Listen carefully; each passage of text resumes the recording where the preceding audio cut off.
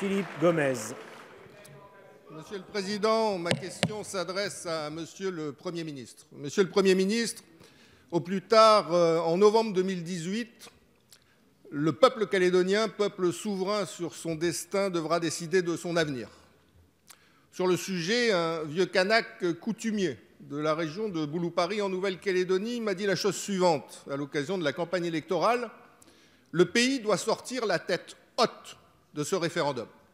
J'ai trouvé la formule belle. Il n'a pas dit les indépendantistes, les non-indépendantistes, les Kanaks, les non-Kanaks. Il a dit la Nouvelle-Calédonie. J'ajouterai, la Nouvelle-Calédonie et la France doivent sortir la tête haute de ce référendum. Dans cette perspective, Monsieur le Premier ministre, il me semble indispensable qu'à l'occasion du comité des signataires du 2 novembre prochain que vous présidez, que deux objectifs majeurs soient poursuivis. Le premier, c'est que nous trouvions un accord sur le corps électoral référendaire de façon à ce que le scrutin soit sincère et son résultat incontestable. Chacun aura compris pourquoi. Le second, c'est que nous puissions renouer entre indépendantistes et non-indépendantistes un dialogue politique avant la consultation afin de pouvoir éclairer le jour d'après cette consultation. À défaut, nous nous retrouverons, indépendantistes et non-indépendantistes, au lendemain du scrutin, face à face, les uns, et on sait lesquels, humiliés par leur défaite et les autres prisonniers de leur victoire. Monsieur le Premier ministre, l'arithmétique électorale en Nouvelle-Calédonie ne peut constituer à elle seule une solution politique. Toute notre histoire en témoigne. Pour cette raison, Monsieur le Premier ministre, ma question est la suivante. Quelles sont les initiatives politiques que vous comptez prendre dans la perspective du prochain comité des signataires? Merci, Monsieur le député. La parole est à Monsieur le Premier ministre.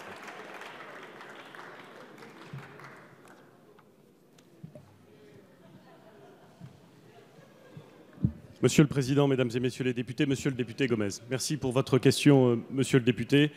Vous avez raison d'indiquer qu'un comité des signataires se tiendra jeudi prochain, qu'il réunit autour de la table à Matignon l'ensemble de ceux qui se sont engagés il y a déjà bien longtemps dans un processus unique, compliqué et à l'époque extrêmement risqué d'une certaine façon.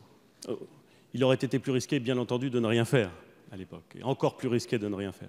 Mais le processus, lorsqu'il a été engagé, d'abord sous les auspices de Michel Rocard en 1988, puis poursuivi par Lionel Jospin lorsqu'il était à Matignon, a permis d'engager un processus, je le disais, unique, qui nous conduira l'année prochaine à une consultation décisive pour l'avenir de la Nouvelle-Calédonie et du peuple néo-calédonien. Il faut aborder, Monsieur le député, et je sais que c'est votre état d'esprit, cette consultation avec un esprit fait à la fois de fierté et de très grande concentration. De fierté, j'y insiste, parce que ce qui a été fait collectivement, par ceux qui ont osé se serrer la main il y a 30 ans, qui ont osé discuter, qui ont osé rompre avec les canons traditionnels du droit constitutionnel français et du droit public français pour imaginer des solutions nouvelles, pour engager un processus qualifié d'irréversible. Ceux-là, qui ont parfois payé de leur vie cet engagement, ont été des héros français. Je pense évidemment, comme vous, Monsieur le député, à Jean-Marie Tjibaou et à Jacques Lafleur. À ces deux-là, ensemble. Fierté donc, concentration aussi, parce que les enjeux pour la Nouvelle-Calédonie, pour les néo-calédoniens, quelles que soient leurs origines, quelles que soient leurs convictions, sont considérables. Et pour la France aussi. Et pour la France. La consultation, pardon de commencer par des évidences, mais je sais qu'il faut parfois les rappeler, aura lieu l'année prochaine. Je le dis parce qu'il a pu arriver que certains, soit pour se faire peur, soit pour faire peur, évoquent la possibilité. Elle aura lieu, évidemment, comme cela a été convenu. Le respect du processus tel qu'il a été envisagé est une condition de son succès. Elle aura lieu l'année prochaine. Il appartiendra que soit choisie la question qui sera posée au corps électoral. il ne m'appartient pas aujourd'hui de la choisir. J'espère que l'ensemble des forces politiques présentes en Nouvelle-Calédonie pourra s'entendre sur le sens de la question à poser. Et comme vous, monsieur le député, je souhaite que cette consultation ne prenne pas la forme d'un affrontement, d'une logique qui serait binaire et qui aboutirait, quoi qu'il arrive, à la frustration et au ressentiment.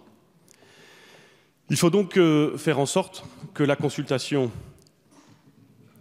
mette en place un corps électoral clair.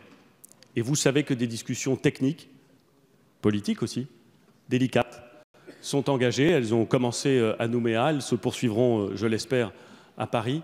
Il faut que nous puissions ensemble déterminer des règles claires, incontestables, transparentes d'inscription sur la liste électorale, afin que personne ne puisse, après la consultation, remettre en cause les conditions de son organisation. Il faut que le scrutin soit sincère, soit transparent, soit surveillé. Et c'est une des données essentielles de la bonne organisation de ce scrutin. Et puis, je vous rejoins volontiers, monsieur le député, car vous l'avez indiqué dans votre question, mais je sais, pour avoir beaucoup consulté depuis que je suis Premier ministre, les forces vives de la Nouvelle-Calédonie, je sais que vous êtes attaché, à juste titre, me semble-t-il, à l'idée que pour dépasser le caractère binaire de la question, nous puissions nous appuyer sur un corpus commun de valeurs qui irriguent la société néo-calédonienne, qui expliquent son passé et qui peuvent éclairer son futur. Les valeurs océaniennes, les valeurs de la République, toute une série de valeurs auxquelles vous faites souvent référence et qui me semblent extrêmement utiles de rappeler parce qu'elles constituent un socle commun. Un destin commun, c'est l'expression utilisée par les accords de Matignon et de Nouméa. Un destin commun. Qu'est-ce que c'est qu'un destin commun, monsieur le député? C'est l'envie de faire une nation, c'est l'envie de vivre ensemble. C'est se retrouver autour de valeurs et savoir le sentiment profond que nous pouvons vivre ensemble en Nouvelle-Calédonie pour créer une société encore meilleure que celle qui prévaut aujourd'hui. C'est un remarquable défi. Et je voudrais en terminer par là. Pardon si ma réponse est un peu longue, mais la Nouvelle-Calédonie mérite mieux que des remarques absurdes et mérite une concentration et un consensus national. Vraiment.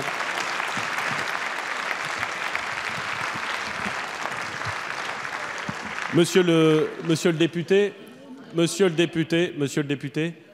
au-delà des questions institutionnelles qui seront, je l'espère, éclairées au cours du comité des signataires, nous devons ne pas nous focaliser sur les questions institutionnelles. Car l'avenir de la Nouvelle-Calédonie, ça n'est pas seulement la question institutionnelle. C'est la lutte contre l'insécurité, c'est la lutte pour le développement économique. Et l'insécurité, le développement économique, le développement social de la Nouvelle-Calédonie exigent une stabilité institutionnelle, mais ne s'y résument pas. Et donc nous devons réfléchir ensemble, au-delà de l'organisation de la consultation de l'année prochaine, à ce qui se passera après sur le plan institutionnel et aussi sur le plan social, économique et politique. C'est dans cet état d'esprit, monsieur le député, que j'aborde la réunion importante qui aura lieu jeudi, après les réunions qui se tiennent dans la semaine pour les préparer. Et j'espère que nous pourrons, à l'issue de ces discussions, faire état d'avancées prometteuses. Je vous remercie. Merci, monsieur le Premier ministre. Je profite d'ailleurs de cette occasion pour saluer le travail de la mission d'information de notre Assemblée sur ce sujet grave, travail mené sous la houlette de Manuel Valls et Christian Jacob. La parole est à madame Laurence